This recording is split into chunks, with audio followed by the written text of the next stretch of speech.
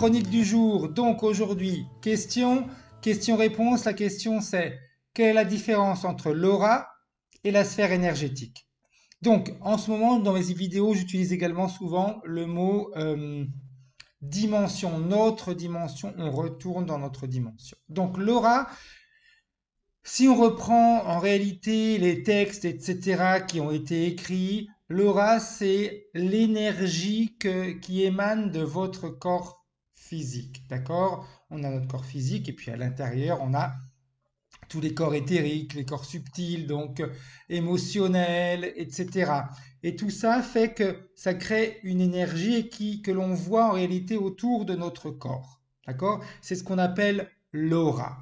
Donc, et l'aura peut changer de couleur en réalité en fonction de notre état émotionnel. Si on est bien en pleine forme, l'aura va être de plus en plus grande et elle va s'expandre à l'extérieur de nous. Si on a un coup de mou, manque d'énergie, l'aura, elle aura tendance à devenir déjà beaucoup plus foncée comme couleur et elle va diminuer, elle va se rapprocher de plus en plus du corps physique. D'accord? Donc ça c'est l'aura.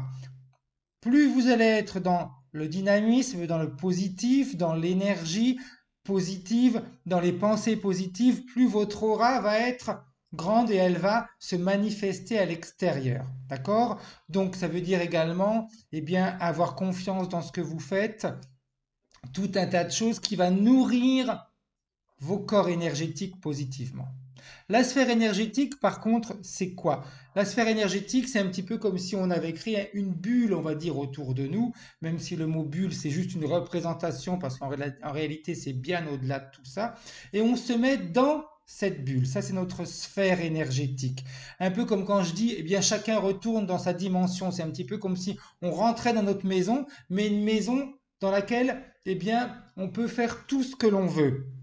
De cette maison-là, on va pouvoir recevoir les informations, on va pouvoir créer, on va pouvoir matérialiser, etc.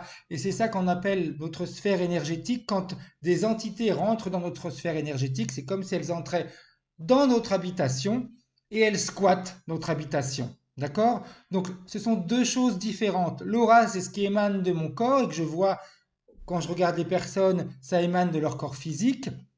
La sphère énergétique, c'est votre milieu à vous, votre habitation, où se trouve votre partie subliminale. Elle vague pas comme ça, elle a son lieu, on va dire, de repos, on peut l'appeler comme ça, et puis de temps en temps, elle va quitter cette sphère énergétique pour voyager.